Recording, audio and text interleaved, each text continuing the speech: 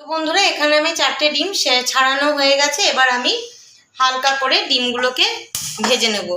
কড়াইটা আমি শুকিয়ে নেব। তো কড়াই শুকিয়ে গেছে, এবার আমি অল্প একটু তেল দিলাম। এই তেলেই আমি ডিমগুলোকে ফ্রাই করে নেব হালকা করে, বেশি হলুদ দিয়ে ভাজবো না। তার আগে আমি এখানে কাজু বাদাম নিয়ে নেব। আমি এখানে ভাঙা কাজু নিয়েছি, আপনারা গোটা কাজু ইউজ করতে পারেন।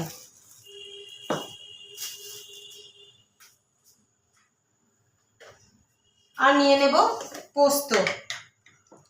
কাজু বাদাম নিয়েছি, এখানে নিয়ে নিলাম। এর মধ্যে কিছুটা পরিমাণে পোস্ত আমি নিয়ে নিলাম। এবার এটাকে আমি একটু পেস্ট করে নেব। প্রতিটা ডিমের গা কিন্তু আমি চিড়ে নিয়েছি ছুরি দিয়ে। এই যে আমি এখানে ডিমগুলো ভেজে নেব হালকা করে।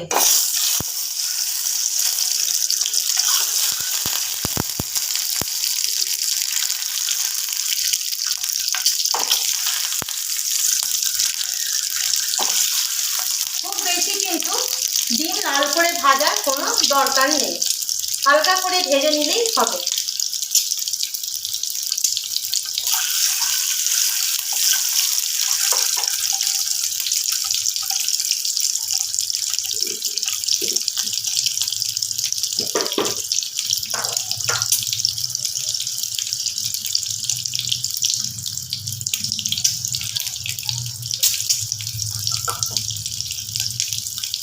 ডিমগুলো হালকা করে ভেজে নেওয়া হয়ে গেছে।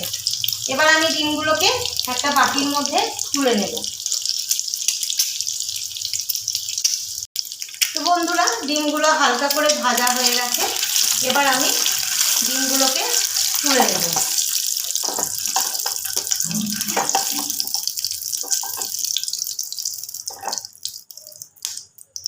এবার আমি কিছু মশলা পেস্ট করব। এখানে নিয়েছি পেঁয়াজ, আর এখানে নিয়েছি আদা রসুন। তো আমি পেঁয়াজ আর আদা রসুন খানিকটা পেস্ট করে নেব।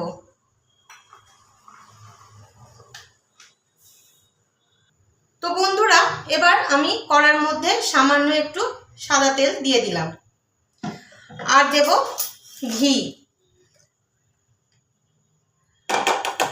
আপনারা কিন্তু এটা পুরোটাই সাদা তেলে করে পরে ঘিটা অ্যাড করতে পারেন, কিন্তু আমি আগে তেলের সাথে ঘিটাকে অ্যাড করে দিলাম। ঘিটা গরম হয়ে গেছে। এবার আমি কিছু গোটা মশলা নিয়েছি। গোটা মশলার মধ্যে এখানে আছে গরম মশলা, গোটা ছোট এলাচ, লবঙ্গ, দারচিনি, একটু জয়িত্রী আছে, একটুখানি ক্রাশ করে নেওয়া গোলমরিচ আছে, দুটো শুকনো লঙ্কা আছে। এইটা আমি তেলের মধ্যে ফোড়নে দিয়ে দেব।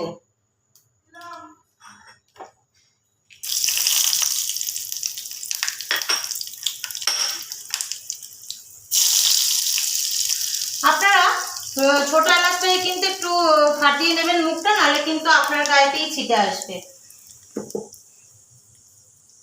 ফোড়নটা হয়ে গেছে। এবার আমি যে পেঁয়াজ রসুনটা পেস্ট করেছিলাম দিয়ে দিলাম।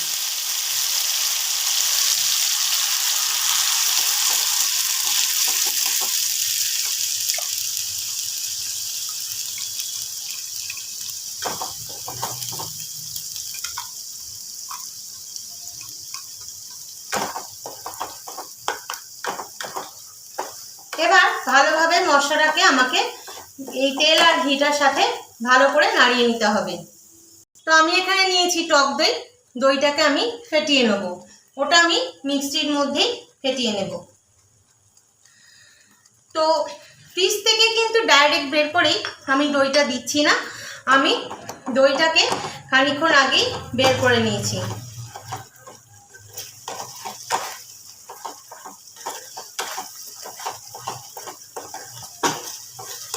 খুব ভালোভাবে মশলাটাকে এই কড়ার মধ্যে কষিয়ে নিতে হবে।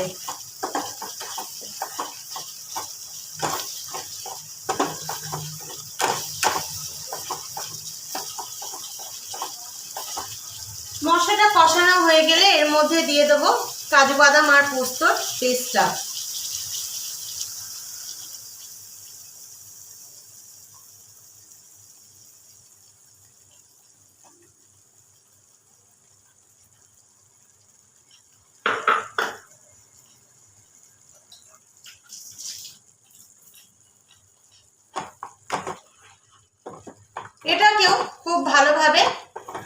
কষিয়ে নিতে হবে।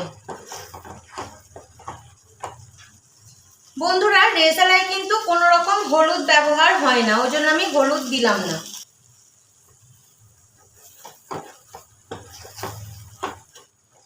এই পর্যায়ে আমি এখানে দিয়ে দেব স্বাদ মতো নুন। নুনটা আপনারা আপনাদের স্বাদ মতো দিয়ে নেবেন। আর টক দই দেওয়া হয়েছে যেহেতু, ব্যালেন্সটা রাখার জন্য আমি এখানে দিয়ে দেব চিনি। হাফ চামচ চিনি আমি দিয়ে দিলাম। এবার খুব ভালোভাবে নুন আর চিনিটাকে এতে মিশিয়ে নেব।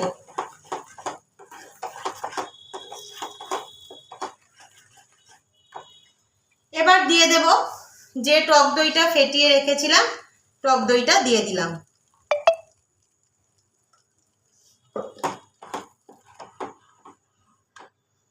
এবার এটাকে খুব ভালোভাবে মিশিয়ে নেব মশলাটার সাথে।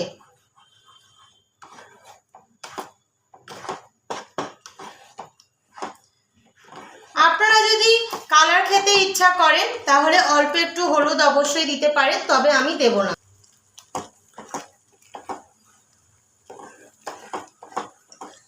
বন্ধুরা, আমার কিন্তু খুব ভালোভাবে এটা কষানো হয়ে গেছে। এবার আমি ওর মধ্যে অল্প একটু কাশ্মীরি রেড চিলি পাউডার দিয়ে দেব।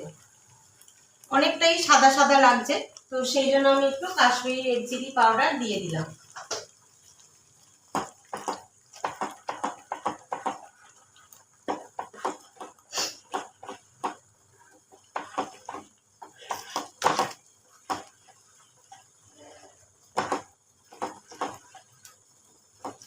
এবার আমি গরম জল করে রেখেছি, গরম জলটা আমি সামান্য এতে একটু দিয়ে দেব।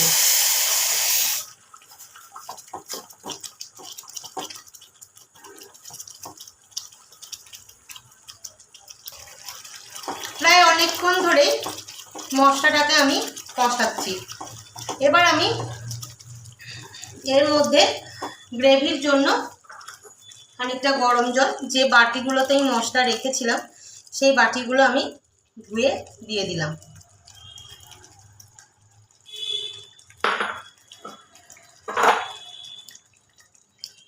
আপনারা যেরকম গ্রেভি খাবেন সেরকম দেবেন, তবে মনে রাখবেন বেশি কিন্তু জল জলে জিনিসটা ভালো লাগবে না।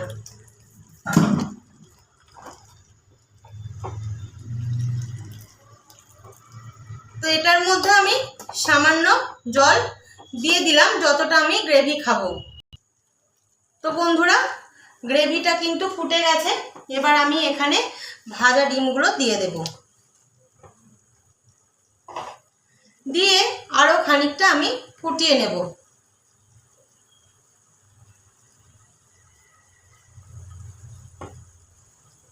তো বন্ধুরা, অনেকটাই ফুটে গেছে। এবার আমি এটার মধ্যে দিয়ে দেব অল্প একটু সামান্য ঘি। অনেকে এই ঘিটা এরকম লাস্টেই ব্যবহার করে, তো আমি আগে একটু দিয়েছিলাম আর এখন একটু আমি ঘি এর মধ্যে দিয়ে দিলাম।